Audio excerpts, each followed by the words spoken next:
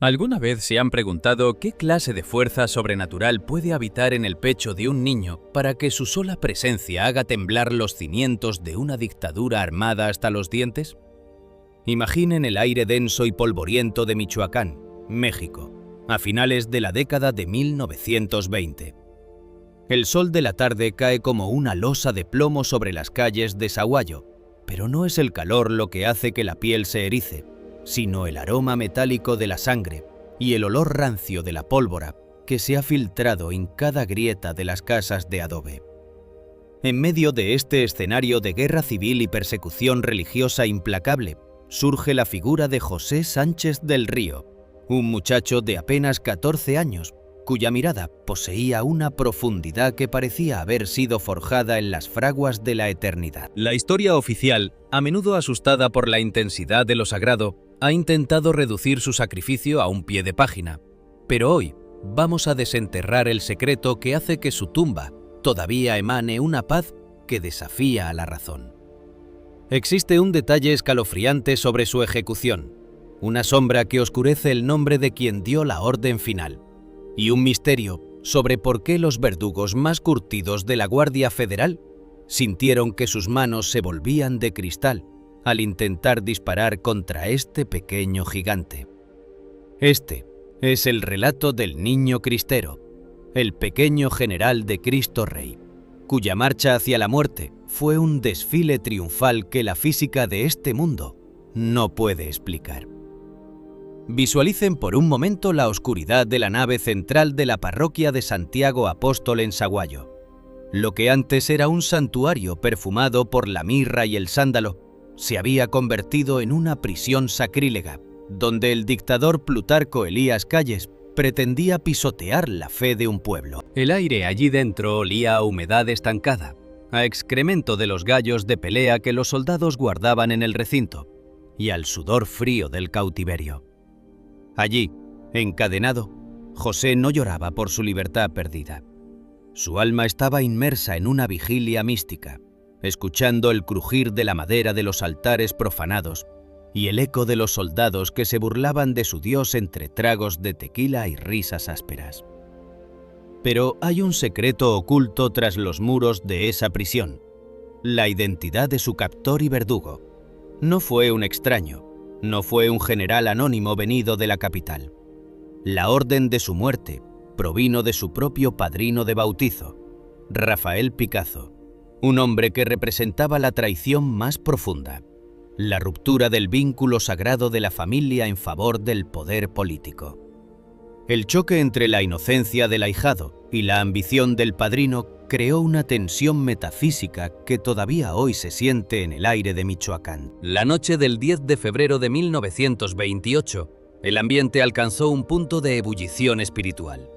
Los guardias, que habían intentado quebrar su voluntad con promesas de viajes a Estados Unidos y riquezas mundanas, se encontraron con un muro de acero invisible. José les respondía con una sonrisa que les recordaba a sus propios hijos, y esa era la mayor tortura para los verdugos.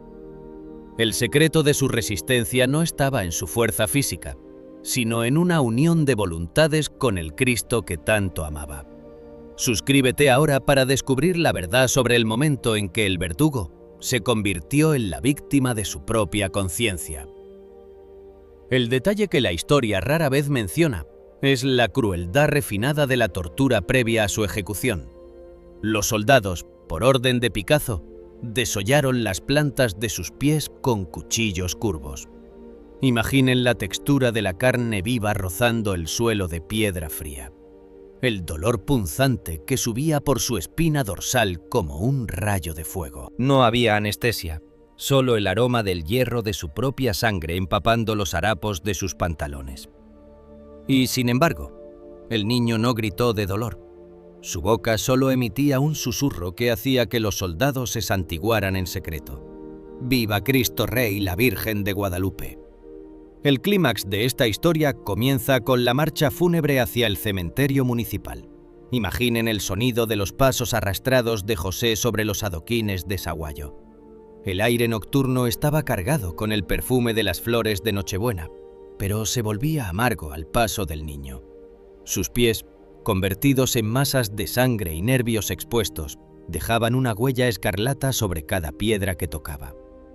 Los testigos afirman que esas manchas de sangre no parecían desvanecerse, sino que brillaban bajo la luz de la luna con una luminiscencia casi espectral. La textura de la marcha era la de una procesión sagrada. Los soldados que lo rodeaban, hombres que habían decapitado enemigos y quemado iglesias sin parpadear, bajaban la mirada. Sus hombros se encogían ante la estatura espiritual de aquel niño que con cada paso agónico parecía estar ascendiendo a un trono invisible. ¿Por qué lloraban los verdugos? Porque en los ojos de José no había odio, solo una compasión que los desnudaba. El niño los miraba con una ternura que les revelaba la suciedad de sus propias almas, y ese fue el milagro de su presencia, la conversión silenciosa de los hombres de guerra ante el príncipe de la paz. Al llegar al cementerio, el aire olía a tierra recién removida y a la humedad de los cipreses. José se detuvo ante la fosa que él mismo habría de ocupar. El padrino Picazo, oculto en las sombras, esperaba el final del estorbo moral que representaba su ahijado. Pero el niño todavía tenía una máscara de amor que ofrecer. Se dice que antes de que el capitán ordenara el disparo, José le pidió a uno de sus verdugos que lo apuñalara, para no obligarlos a usar sus armas de fuego y ahorrarles el sonido del estruendo que atormentaría sus sueños. Fue entonces cuando ocurrió el fenómeno que la ciencia y la historia militar no logran catalogar. El cuerpo de José Sánchez del Río pareció transformarse en una columna de luz.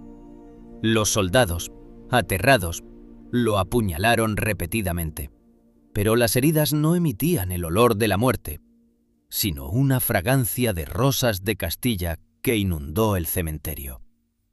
La última palabra del niño, un grito que rasgó el cielo estrellado, fue la señal del fin de la tiranía. ¡Viva Cristo Rey!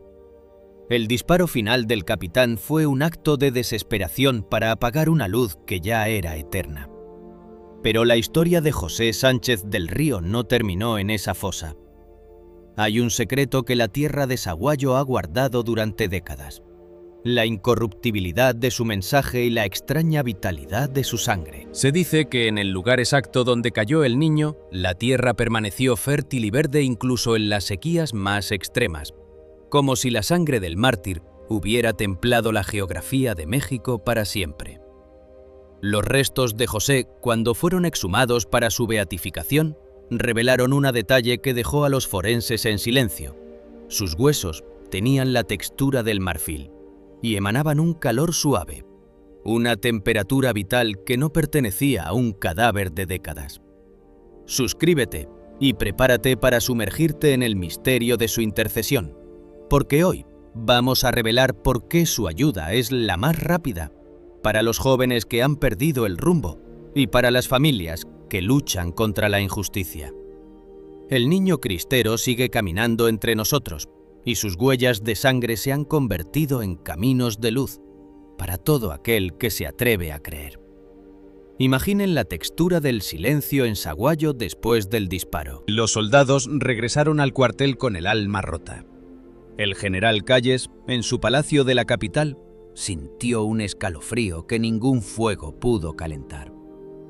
La muerte de José fue el principio del fin para la ley Calles, porque un gobierno que asesina niños con pies desollados pierde toda autoridad sobre la tierra. El pequeño general venció al imperio del ateísmo no con cañones, sino con la solidez de sus huellas sangrientas. Cada detalle de su tortura fue un pincelazo en una obra maestra de mística épica. Cuando José se arrodillaba en su celda, el suelo de piedra parecía volverse suave para recibir su oración. El olor de las plumas de los gallos que infestaban la iglesia se convertía, según los que pasaban por fuera, en el aroma de los nardos de las cortes celestiales. La fe de José fue una transmutación de la materia. El dolor se volvió gracia y la muerte se volvió puerta. Quédate hasta el final de este viaje por las profundidades del sacrificio, porque vamos a desentrañar el secreto de su última visión antes de morir. José Sánchez del Río nos enseña que no hay fosa lo suficientemente profunda para enterrar la verdad, ni padrino lo suficientemente poderoso para romper la alianza con Dios.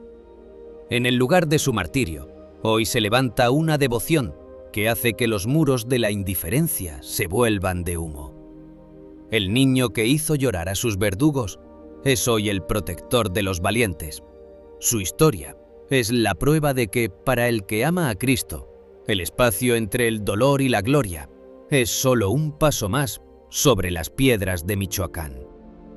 José, el mártir de Saguayo, el gigante de 14 años, sigue gritando desde la eternidad. Y hoy su grito está listo para despertar la valentía en tu propio corazón. La textura de su legado es la de la arena que bebió su sangre, una arena que hoy se considera sagrada. Cuando los fieles tocan la tierra de Saguayo, muchos informan de una calidez súbita en las manos, una pulsación que recuerda el latido del corazón de José en sus últimos momentos. Su intercesión es descrita como un relámpago de claridad en medio de la confusión. El niño que caminó sin piel en los pies hoy corre para socorrer a los que se sienten desprotegidos. Su historia es la épica definitiva de la cristiandad mexicana. Un niño que se vistió de soldado de Dios para derrotar al olvido. Prepárate, porque las huellas de José Sánchez del Río están a punto de marcar tu propio camino espiritual, con la firmeza del mártir que no conoció el miedo. El aroma de Michoacán siempre tendrá ese rastro de rosas y pólvora, una combinación que resume la vida de José. La tiranía intentó borrar su rostro, pero terminó tallando su imagen en el diamante de la santidad universal. El niño de los pies sangrantes es ahora el patrón de los que caminan por senderos difíciles. Escucha bien, porque el sonido de sus pasos sobre las piedras de Santiago Apóstol todavía resuena en el silencio de las almas que buscan justicia. José de Saguayo, el niño que venció al tiempo con 14 años de fe pura, te invita hoy a no tener miedo de tus propios verdugos, porque al final de la marcha, lo que nos espera no es una tumba, sino el abrazo de aquel por quien vale la pena dar hasta la última gota de sangre. Su secreto es el amor que no retrocede, y hoy, ese secreto es tuyo. La luz de las velas frente a su reliquia no parpadea por el viento. Parece vibrar por la energía de un espíritu que se niega a estar estático. José Sánchez del Río es la prueba de que el cielo se inclina ante los pequeños. Su muerte fue una sinfonía de valentía que convirtió el cementerio en una catedral de esperanza. Quédate con nosotros para descubrir cómo su sangre todavía fecunda la fe de todo un continente y por qué el nombre de José de Saguayo es la contraseña de los milagros imposibles. El pequeño general de Cristo Rey está pasando lista, y su voz es un susurro de fuerza para tu alma cansada. No hay camino demasiado largo, ni piedra demasiado afilada, si caminamos bajo la sombra de aquel que, por amor, convirtió sus heridas en estrellas. Imagina el sol de Michoacán, no como una fuente de vida, sino como un testigo mudo y abrasador que cae sobre las llanuras de Saguayo, evaporando la humedad de la tierra y dejando en el aire un rastro de polvo rojizo que se pega a la garganta y ciega los ojos.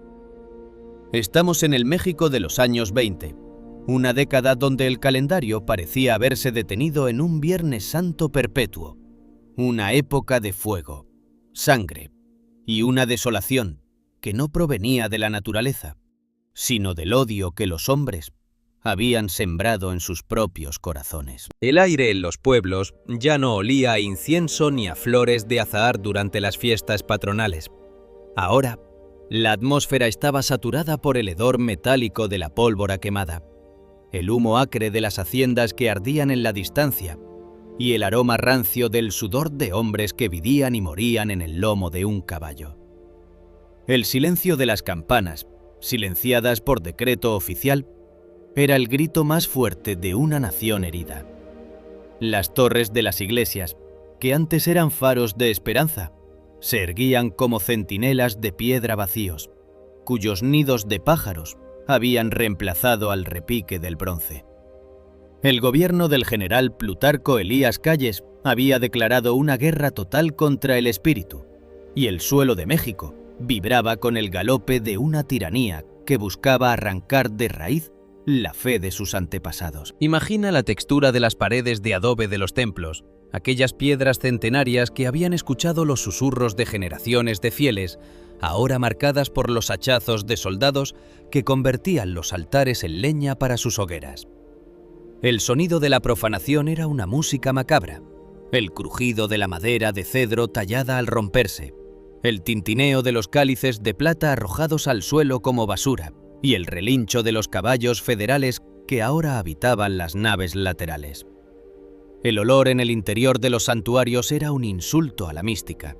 Ya no se percibía el perfume dulce de la cera de abeja ni la fragancia de la mirra, sino el hedor penetrante del estiércol animal, el cuero rancio de las monturas y el tabaco barato de los centinelas que jugaban a los dados sobre las losas sepulcrales. El altar mayor, donde antes se manifestaba el misterio de la Eucaristía, servía ahora de mesa para los banquetes de una tropa que celebraba la destrucción de lo sagrado con risas ásperas que rebotaban en las bóvedas, como ecos de un abismo que intentaba devorar la luz. En este escenario de pesadilla épica, surge la figura de un muchacho que parecía demasiado pequeño para el peso de la historia que estaba a punto de cargar. José Sánchez del Río no era un gigante de leyenda, sino un adolescente de 13 años, de piel curtida por el sol de Michoacán y ojos que conservaban la claridad del agua de manantial en medio de un mundo de barro. Imagina la sencillez de su hogar en Saguayo, el olor a maíz nixtamalizado, la frescura de los cántaros de barro y el sonido rítmico del rosario de su madre, cuyas cuentas de madera chocaban suavemente entre sus dedos como un metrónomo de fe. José no creció entre libros de teología, sino bajo la sombra de la cruz que presidía el hogar, absorbiendo una verdad que se sentía en la aspereza de la tierra que cultivaba y en la firmeza de las manos de su padre. Para él, la fe no era una abstracción, sino una presencia física, tan real como el viento que bajaba de la sierra y tan necesaria como el pan de cada día. Mientras el estado de Michoacán se convertía en el epicentro de la resistencia cristera, José observaba cómo sus hermanos mayores y los hombres del pueblo se calzaban las espuelas y ajustaban los cinturones de balas para internarse en los cerros. El sonido del campo de batalla, un coro de gritos de guerra, detonaciones secas de fusiles Mauser y el lamento de los heridos, llegaba hasta sus oídos como una llamada que no podía ignorar. Imagina la escena del joven José suplicando a su madre que le permitiera unirse a las filas de Cristo Rey. No era el entusiasmo ciego de un niño que juega a la guerra, sino la determinación serena de un alma que ha vislumbrado la eternidad. «Mamá, nunca ha sido tan fácil ganar el cielo como ahora», decía, y sus palabras tenían el peso del mármol.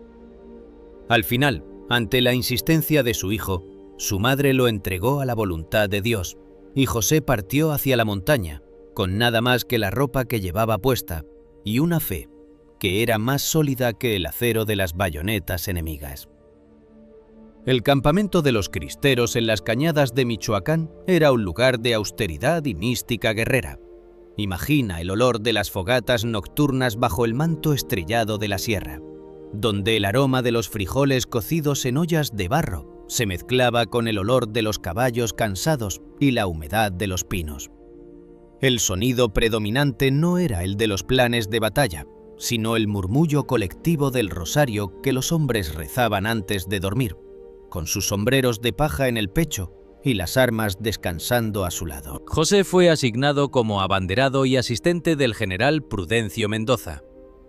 Su arma no era una pistola de gran calibre ni un cuchillo de monte, sino la imagen de la Virgen de Guadalupe bordada en un estandarte de seda que chasqueaba con el viento de la montaña como una lengua de fuego. La textura de ese estandarte, suave al tacto pero imponente a la vista, representaba todo aquello por lo que México sangraba. Imagina a José Sánchez del Río en el fragor de la escaramuza, Mientras los soldados federales avanzaban con sus uniformes de lana gris y sus rostros ocultos tras la nube de humo de las descargas de fusilería, el joven José corría entre las rocas, no para matar, sino para mantener en alto la esperanza. Su pequeña figura era el blanco de la ira gubernamental. El estandarte que portaba era el recordatorio de que no se puede matar una idea con plomo. El sonido del viento en sus oídos se mezclaba con el silbido de las balas que rozaban su sombrero de palma, levantando astillas de piedra y nubes de polvo a su alrededor. Él no sentía el miedo de la carne, sentía el calor de la oración que brotaba de sus labios, un «Viva Cristo Rey», que se elevaba sobre el estruendo de los cañones como una nota pura en medio de una cacofonía de odio. Sus manos, pequeñas pero firmes, apretaban el asta de madera del estandarte con una fuerza que no provenía de sus músculos, sino de la convicción de que el cielo mismo observaba su avance. La cotidianidad de José en la cristiada era una mezcla de sacrificio físico y ascetismo espiritual. Imagina la frialdad de las noches en la sierra, donde el suelo de tierra era su única cama, y el frío calaba hasta los huesos a través de la fina tela de su camisa de manta. El olor de la pólvora se le metía en los poros de la piel y bajo las uñas, mezclándose con el polvo del camino y el aroma del cuero de sus guaraches. A menudo pasaban días con hambre, compartiendo apenas unas tortillas endurecidas. Pero en el centro de su ser, José alimentaba una hoguera que nadie podía apagar. Cada cuenta de su rosario era una trinchera espiritual. Cada Ave María era una muralla contra la desesperación. Los generales cristeros, hombres curtidos por la vida ruda del campo, miraban a este muchacho con una mezcla de asombro y respeto, dándose cuenta de que el corazón de José era la brújula moral de su ejército de campesinos. La figura de José representaba el desafío más peligroso para el gobierno de Calles. No era un estratega militar, ni un guerrillero peligroso por su puntería, pero era el portador de una luz que exponía la oscuridad de la tiranía. Imagina el contraste cinematográfico. Por un lado, las columnas masivas del Ejército Federal, con sus uniformes impecables, sus camiones modernos y sus ametralladoras de última generación, que olían a aceite y muerte técnica. Por el otro, un adolescente con un rosario en el bolsillo y un estandarte de tela vieja. El choque no era solo político, era metafísico.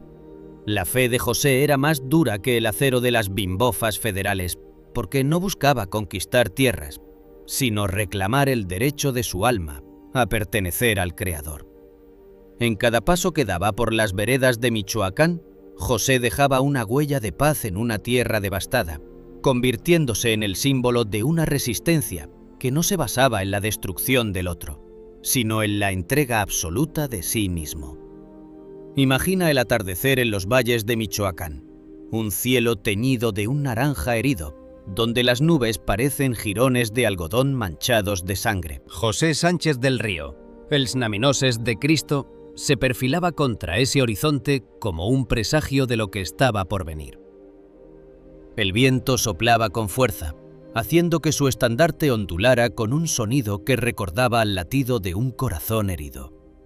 No era un soldado, pero su presencia en el frente de batalla era más devastadora para la moral enemiga que una descarga de artillería. Representaba la inocencia que se niega a ser corrompida y la valentía que no necesita del odio para sostenerse. Su juventud era su mayor armadura, su rosario, su artillería pesada, y su voz, el grito que hacía que los soldados federales, criados también en hogares de fe, sintieran que sus rifles pesaban toneladas cada vez que tenían que apuntar hacia donde ondeaba el estandarte de la Virgen. Esta era la realidad de José antes de su caída, un mundo donde el incienso se había vuelto humo de guerra y los altares, refugio de bestias. Pero en medio de esa oscuridad, su fe brillaba con una incandescencia que el plomo no podía apagar. José Sánchez del Río estaba tallando su nombre en el diamante de la santidad, no con grandes hazañas de armas, sino con la persistencia diaria de un alma que se sabía amada por Dios. El pequeño general estaba listo para la prueba de fuego, preparado para convertir sus huellas en el polvo de Michoacán en caminos de gloria eterna. La batalla espiritual que se gestaba en su interior era más intensa que cualquier combate en los valles. Era la preparación de un mártir, la forja de un espíritu que preferiría morir 1000 veces antes que negar el grito que daba sentido a su existencia. ¡Viva Cristo Rey!, exclamaba el viento, y José, con el rosario apretado en el puño, caminaba hacia su destino con la seguridad de quien sabe que el final del camino no es una fosa en la tierra, sino la luz infinita de un trono en el cielo. El acero de los fusiles podía ser frío, pero el corazón de José era un incendio de amor que estaba a punto de iluminar la noche más oscura de México. El aire en los valles de Michoacán, aquel fatídico 6 de febrero de 1928, se había vuelto una masa sólida de calor, pólvora, y el aroma dulzón y metálico de la sangre que comenzaba a empapar la tierra reseca. El estruendo de la batalla de Cotija no era simplemente un ruido, era una cacofonía de gritos desesperados, el relincho aterrado de los caballos y el martilleo incesante de los fusiles federales que escupían plomo desde las crestas de los cerros. José Sánchez del Río, el pequeño abanderado cuyo estandarte de la Virgen de Guadalupe ya estaba manchado por el hollín del combate, se encontraba en el epicentro de un torbellino de violencia. El olor del salitre le quemaba las fosas nasales, y el sudor, mezclado con el polvo grisáceo de las detonaciones, le cegaba los ojos.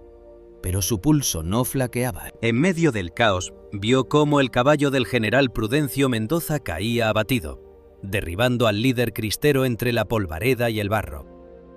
Fue en ese instante, bajo un cielo que parecía haberse desgarrado por el fuego de la artillería, cuando José realizó el primer acto de su épica pasión. Sin un segundo de duda, saltó de su propia montura, un animal de pelaje castaño cuyos ijares temblaban por el esfuerzo y el miedo.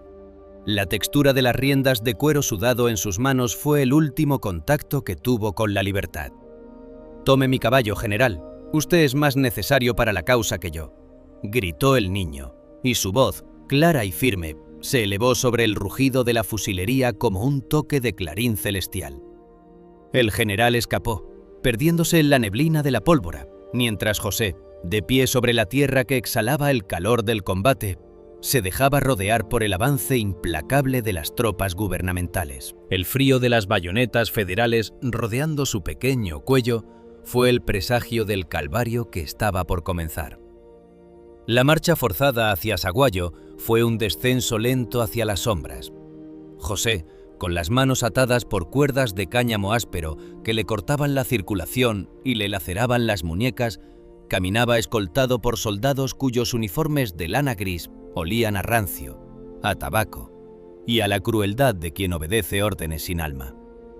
El sonido de las botas claveteadas sobre el camino pedregoso era un ritmo monótono que acompasaba sus oraciones susurradas. Al llegar a su pueblo natal, el escenario de su suplicio no fue un calabozo oscuro en un cuartel, sino el lugar que más amaba en el mundo, la parroquia de Santiago Apóstol. Sin embargo, el templo ya no era el refugio de paz y aroma a incienso de su infancia. La iglesia había sido profanada, transformada en una prisión y en un establo improvisado por las tropas del gobierno. El aire en el interior, que antes olía a cera de abeja, mirra y flores frescas, era ahora una densa mezcla de estiércol animal, el olor punzante de la orina de los caballos y el rastro acre del aceite para limpiar armas. José fue arrojado al suelo de baldosas frías, allí donde antes se arrodillaba para recibir la comunión. El silencio del templo, roto solo por el relincho de las bestias y el eco de las risas de sus captores, era una herida abierta en su espíritu. Pero el verdadero descenso al infierno psicológico comenzó cuando las puertas de la iglesia se abrieron para dar paso a la personificación de la traición.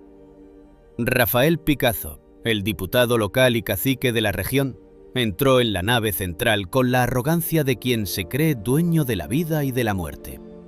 Picazo no era un enemigo desconocido, era el padrino de bautizo de José, el hombre que un día, frente a esa misma pila bautismal, había prometido proteger la vida espiritual del niño. El olor que Picazo traía consigo era el de la ambición, el aroma de los puros de hoja caros y el perfume del licor refinado, un contraste violento con la sencillez de José.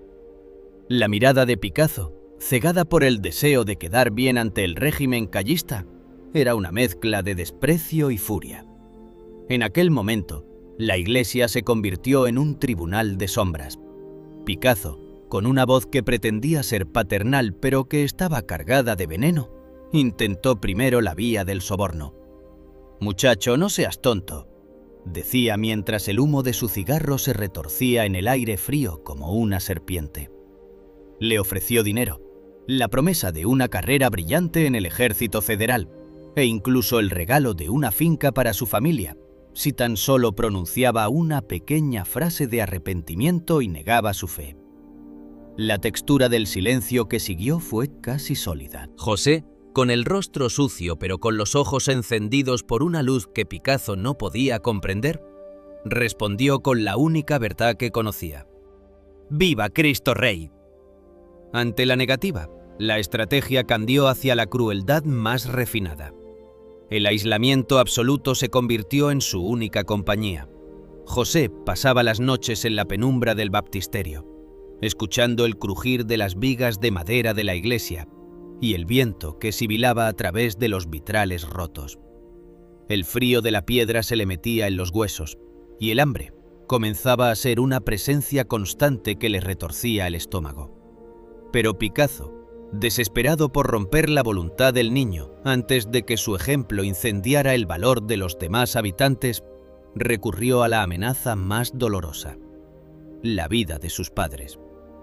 «Si no te retractas, tus padres pagarán por tu terquedad», le decían los soldados mientras lo golpeaban con las culatas de sus rifles. José sentía cada golpe no como una derrota, sino como una medalla de honor. Pero el pensamiento de su madre sufriendo era la espina que más profundamente se clavaba en su corazón. En su soledad, escribió cartas a su madre, palabras que eran como gotas de luz en la oscuridad del cautiverio. «Mamá, prepárame una tortilla con frijoles para cuando nos veamos en el cielo», escribía con una caligrafía temblorosa, demostrando que su espíritu ya no pertenecía a este mundo de barro y traición. El clímax de su juicio interno se produjo cuando lo sacaron de la iglesia para ser humillado públicamente. Picazo ordenó que José fuera golpeado frente a sus amigos de infancia, esperando que la vergüenza y el dolor físico ante aquellos que lo admiraban quebraran su resistencia. Imaginen la escena: la plaza de Saguayo, el sol de la tarde proyectando sombras alargadas sobre los adoquinos, y el joven José, con la camisa de manta rasgada y la piel llena de hematomas morados y cortes sangrientos, siendo azotado por soldados que evitaban mirarlo a los ojos. El sonido de los látigos rasgando el aire y el impacto seco sobre la carne joven era una melodía de martirio que hacía que el pueblo entero guardara un silencio de sepulcro. Sus amigos, escondidos tras los portales, lloraban al ver la fragilidad de su cuerpo, pero se maravillaban de la fortaleza de su voz. Con cada golpe, con cada insulto que Picazo lanzaba desde la seguridad de su balcón, José no emitía quejas, sino oraciones. Su fe era un diamante que se pulía con cada acto de violencia. La sangre que goteaba sobre el suelo del pueblo no era un signo de debilidad, sino la semilla de una resistencia que Picazo, en su ceguera política, solo lograba fortalecer. José habitaba ahora un espacio místico donde el dolor físico se volvía transparente.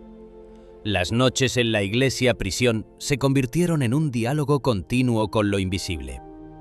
Se dice que en medio de la oscuridad, el niño encontraba consuelo en la contemplación de las imágenes de los santos que los soldados aún no habían destruido.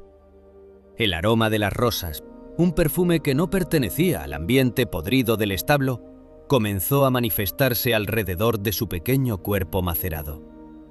Los soldados que hacían guardia, hombres rudos acostumbrados a la muerte, informaban con temor que escuchaban cantos angelicales provenientes del lugar donde el niño yacía encadenado. La luz de la luna, filtrada por el polvo en suspensión, iluminaba su figura, dándole una apariencia etérea, como si la materia ya no tuviera poder sobre él.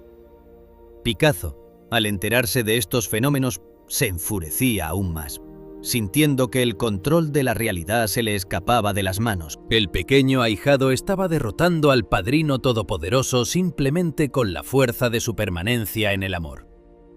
La tortura psicológica llegó a su punto más agudo cuando intentaron convencer a sus padres para que ellos mismos le pidieran que renunciara a su fe para salvar su vida. Imaginen la angustia de un padre y una madre frente a su hijo de 14 años, viéndolo destrozado por los golpes, sabiendo que una sola palabra de abjuración lo traería de vuelta a la calidez del hogar. Picazo observaba desde la sombra, esperando que el amor filial fuera la trampa final. Sin embargo, en un momento de trascendencia absoluta, los padres de José, aunque con el alma desgarrada por el dolor, comprendieron que la corona que su hijo estaba ganando era más valiosa que cualquier existencia terrenal.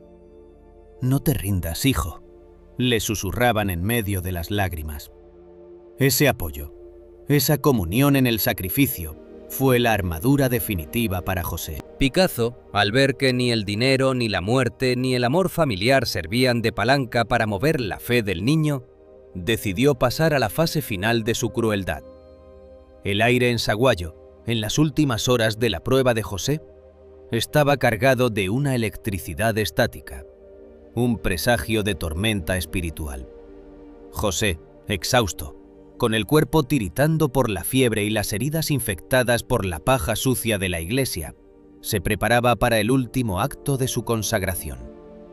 Las paredes de Santiago Apóstol, testigos de su bautismo, de su primera comunión y ahora de su agonía, parecían absorber su sufrimiento, guardándolo para la historia. Cada grano de polvo en el aire, cada rayo de luz que se apagaba en el horizonte, era un testigo mudo de la batalla más grande que se había librado en suelo mexicano: la lucha de un niño contra el vacío de la tiranía. José ya no era solo un prisionero, se había convertido en el corazón palpitante de la resistencia, en el buey de Dios que araba el camino hacia la gloria. Picazo, consumido por su propio fracaso moral, dio la orden de que comenzaran los preparativos para la ejecución. Pero antes, quería que el camino hacia la tumba fuera una tortura que nadie pudiera olvidar. Lo que no sabía el cacique era que cada herida que abría en el cuerpo de José era una ventana por donde entraba la luz de la eternidad. El aislamiento, los golpes, las amenazas y la traición del padrino solo habían servido para despojar a José de todo lo que no era Dios. Estaba desnudo de miedos, vestido solo con la armadura de la gracia. La textura de su realidad era ya la de la gloria. Mientras los soldados ajustaban sus fusiles y Picazo firmaba la sentencia de muerte en un despacho que olía a whisky y a decadencia, José, en el silencio de su prisión sacrílega, cerraba los ojos y veía un horizonte que sus perseguidores jamás podrían vislumbrar. La prueba del fuego había terminado. El acero estaba templado. El niño cristero estaba listo para caminar hacia su tumba, dejando un rastro de sangre que se convertiría en un camino de estrellas para todo un pueblo. El sacrificio estaba a punto de alcanzar su clímax y la tierra de Michoacán esperaba, sedienta, la sangre de su mártir más joven, aquel que prefirió morir antes que permitir que el grito de su alma fuera silenciado por el frío plomo de la indiferencia. José Sánchez del Río, el niño que no se quebró, el adolescente que desafió a los generales y a los traidores con un rosario en la mano, se levantó de las baldosas de la iglesia con una fuerza que no provenía de sus piernas heridas. El eco de sus pasos, resonando en la nave central por última vez, era el preludio de una sinfonía de santidad que todavía hoy, casi 100 años después, sigue haciendo temblar los corazones de los que buscan la verdad. Picazo pensó que lo estaba destruyendo. En realidad, lo estaba eternizando. El calvario físico era el portal. El amor era la llave. Y mientras las puertas de la iglesia se abrían para su última marcha, el aroma de las rosas celestiales inundó Saguayo, demostrando que el cielo ya había reclamado a su pequeño general para la victoria definitiva. La noche oscura del alma de José terminaba con la luz de un amanecer que nunca tendría fin, y México, en medio de su dolor, estaba a punto de parir a un santo que recordaría al mundo que la fe de un niño es más poderosa que todos los ejércitos de la tierra. La noche del 10 de febrero de 1928 no fue una noche ordinaria en Saguayo. Fue un paréntesis en el tiempo, un espacio donde la oscuridad física de Michoacán se batió en duelo contra una luz que no provenía de los astros. El aire nocturno, cargado de una humedad gélida que calaba los huesos, arrastraba consigo el eco de un silencio sepulcral, solo roto por el crujido de las botas de los soldados federales sobre el empedrado irregular. En el interior de la parroquia de Santiago Apóstol, convertida en un establo profanado, y en la celda final de un gigante de 14 años, el ambiente estaba saturado de una mezcla insoportable de olores. El hedor acre del estiércol de caballo, el rastro metálico de la sangre estancada y el perfume dulce, casi místico, de la cera de abeja que todavía impregnaba los rincones del templo. José Sánchez del Río yacía en el suelo de piedra, con el cuerpo molido por días de golpes, pero con una mirada fija en un punto invisible del techo, donde las sombras parecían rendirle pleitesía.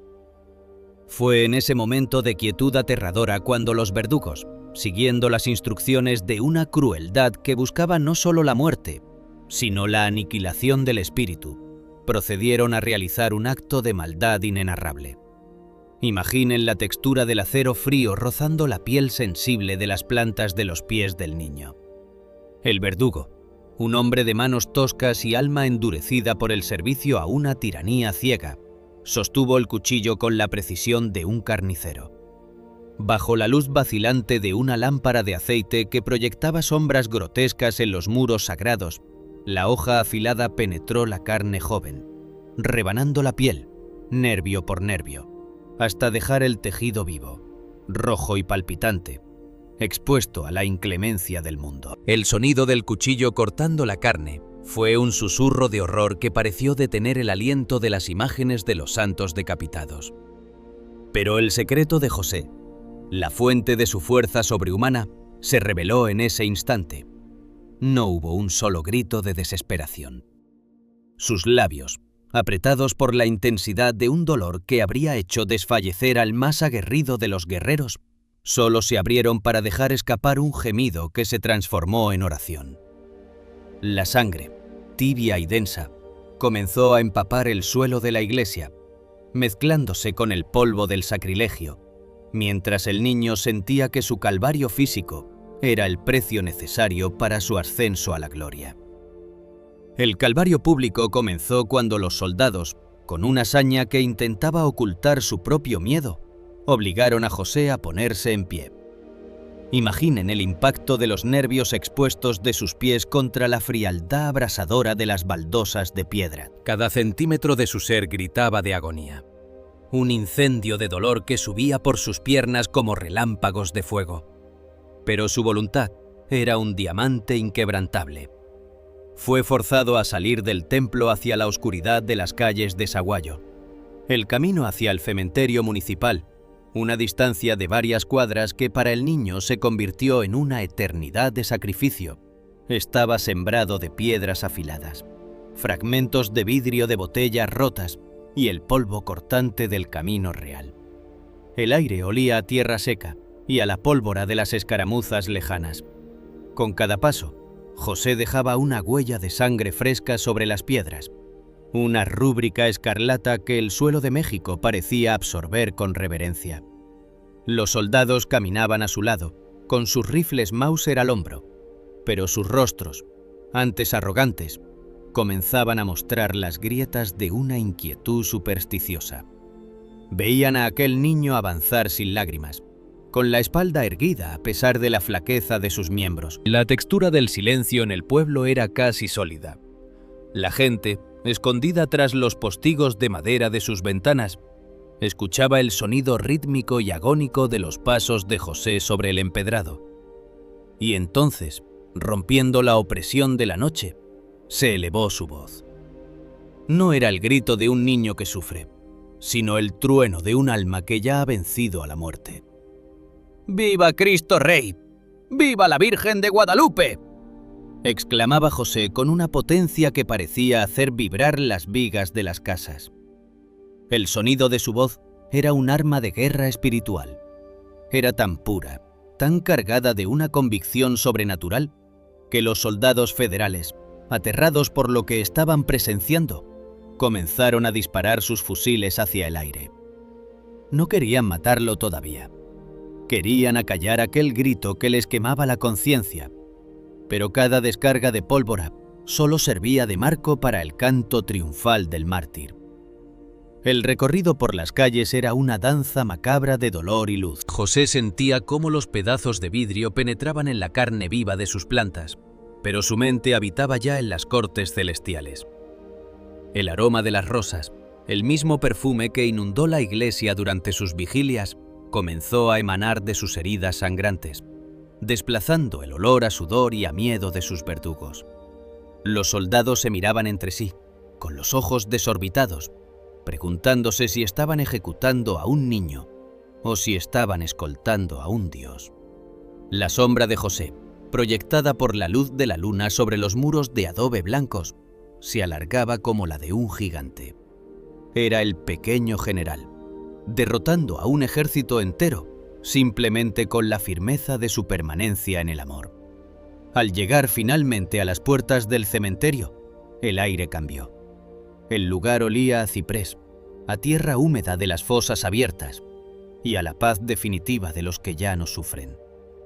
José fue llevado hasta el borde de la tumba que había sido excavada para él. El suelo allí era de tierra suelta, fresca y suave contra sus pies destrozados. Un pequeño alivio antes del final.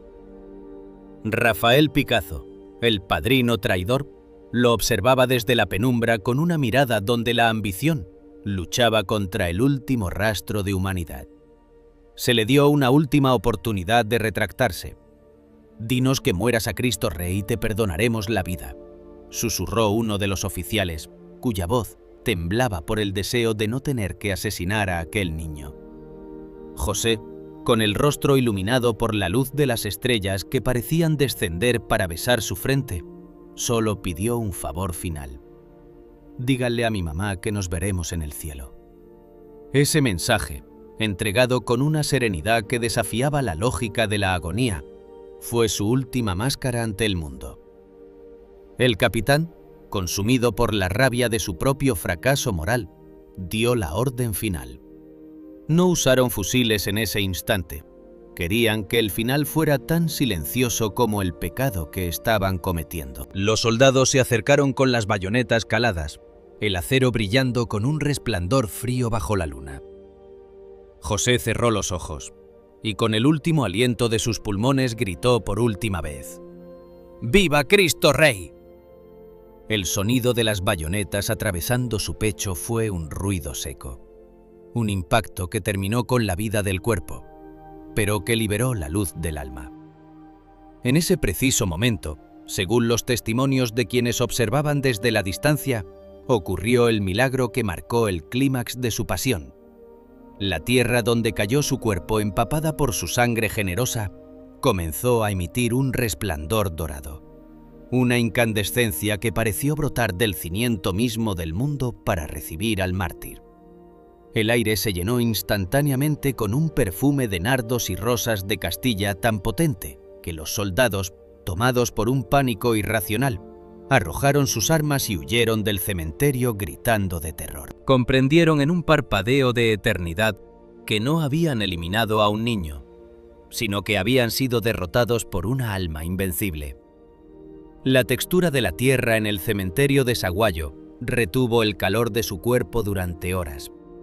Los verdugos, escondidos en sus cuarteles, no pudieron dormir, atormentados por el eco de aquel grito y por la imagen de los pies desollados caminando sobre la luz. José Sánchez del Río había transformado el cementerio en una catedral de libertad. La sangre que goteaba de sus heridas se había convertido en el aceite de una lámpara que México nunca apagaría.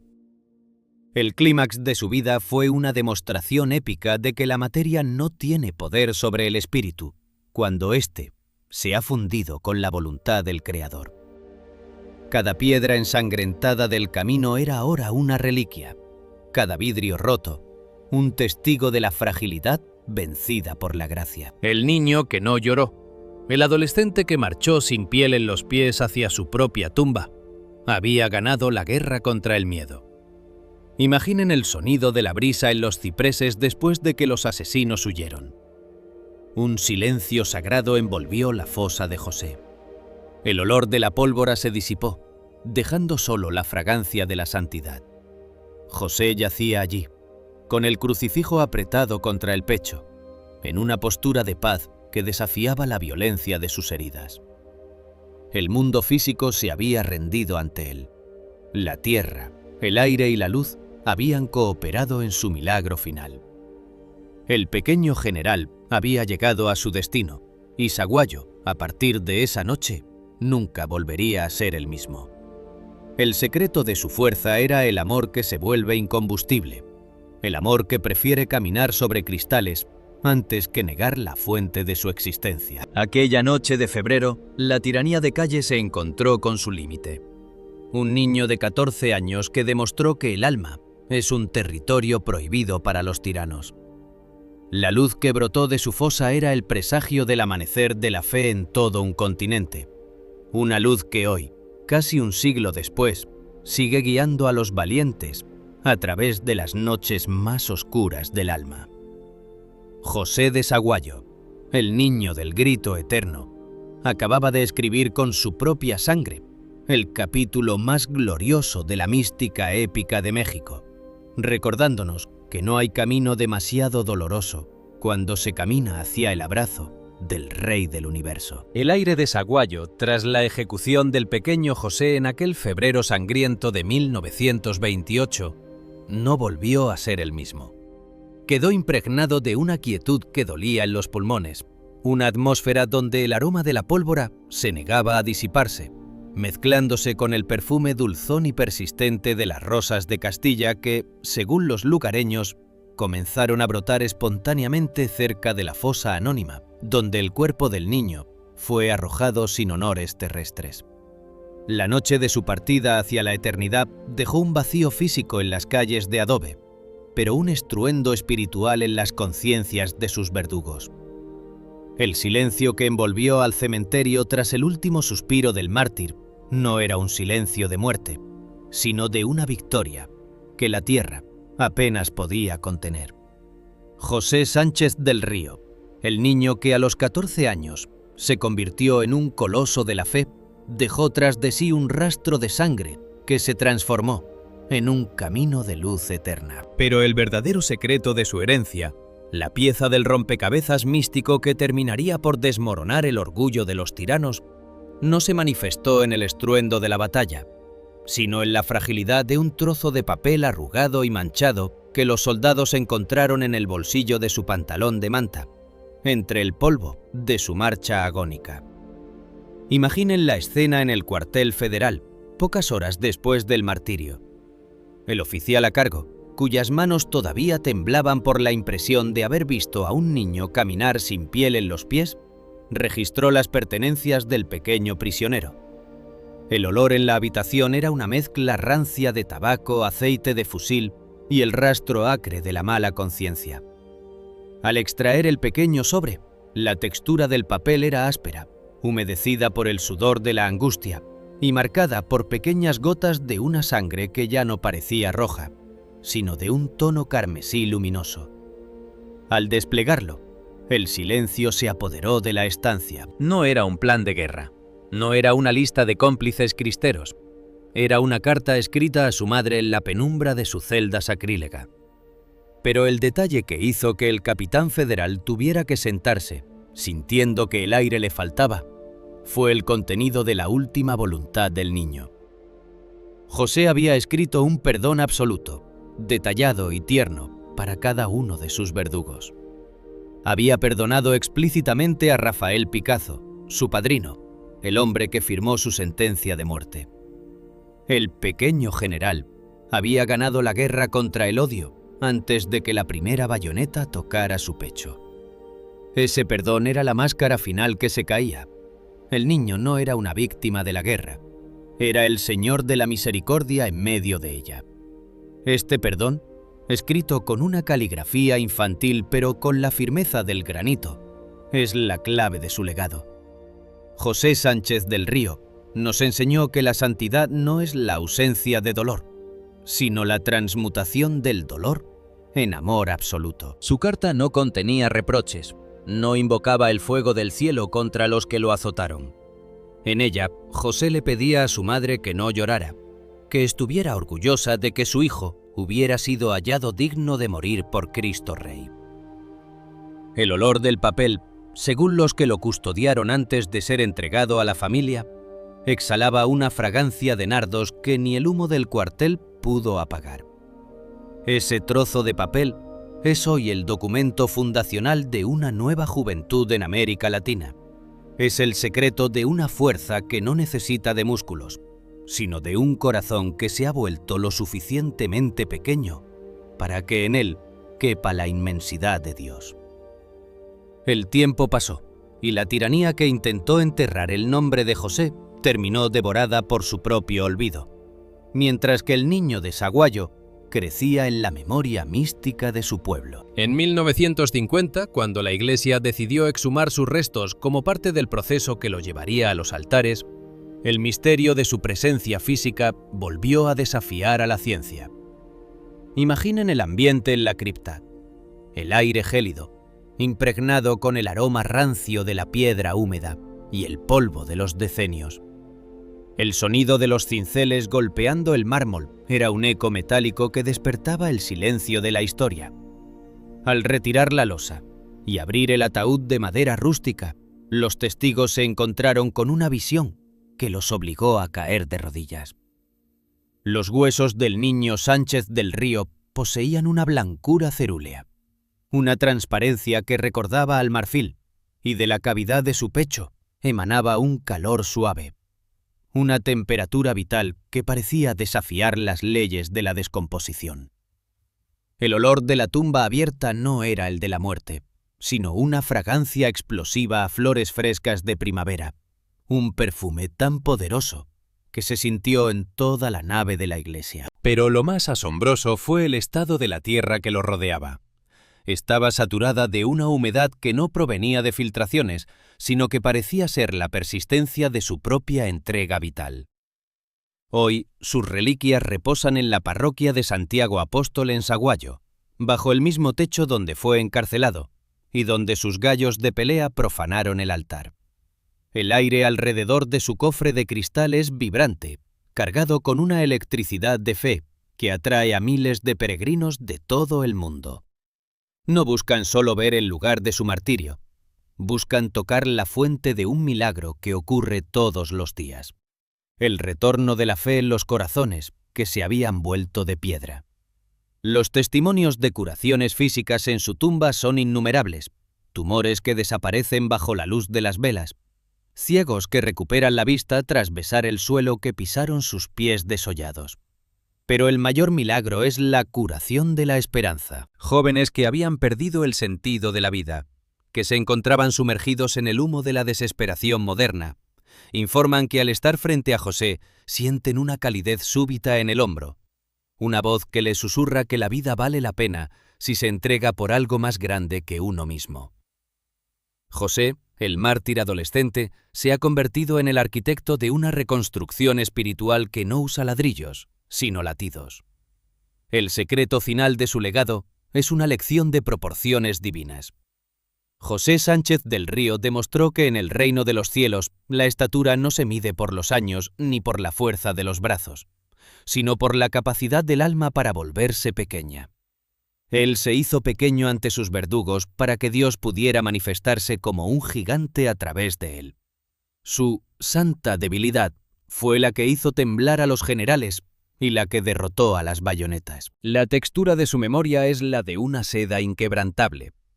Es suave para consolar a los niños que sufren, pero más dura que el acero para resistir a la injusticia.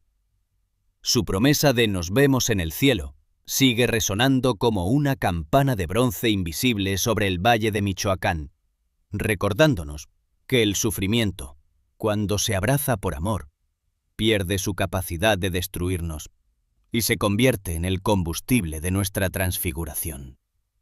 Imaginen el peso de esa verdad.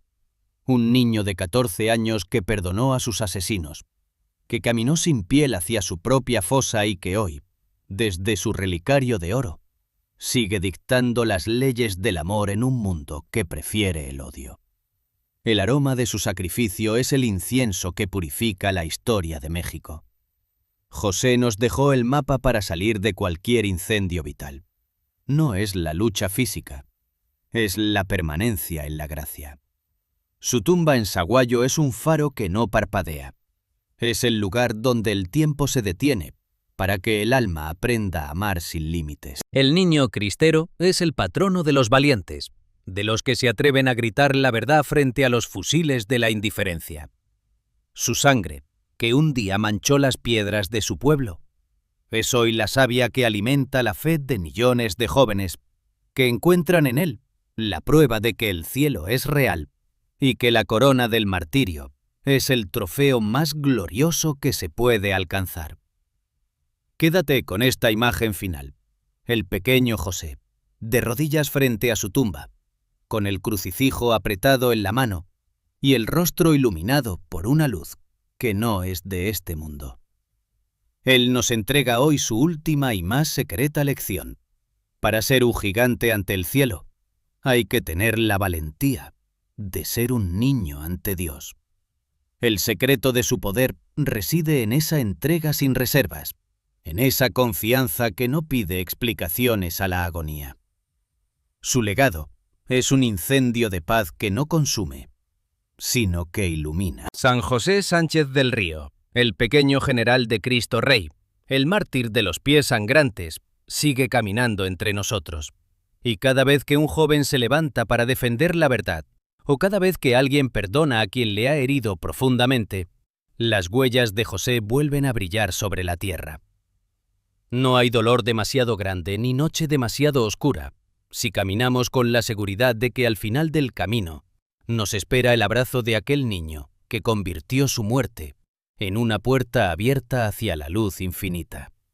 Suscríbete a este canal para que la épica de estas almas inmortales siga fortaleciendo tu fe, porque la historia de José Sánchez del Río es la canción de victoria definitiva sobre la tiranía del miedo.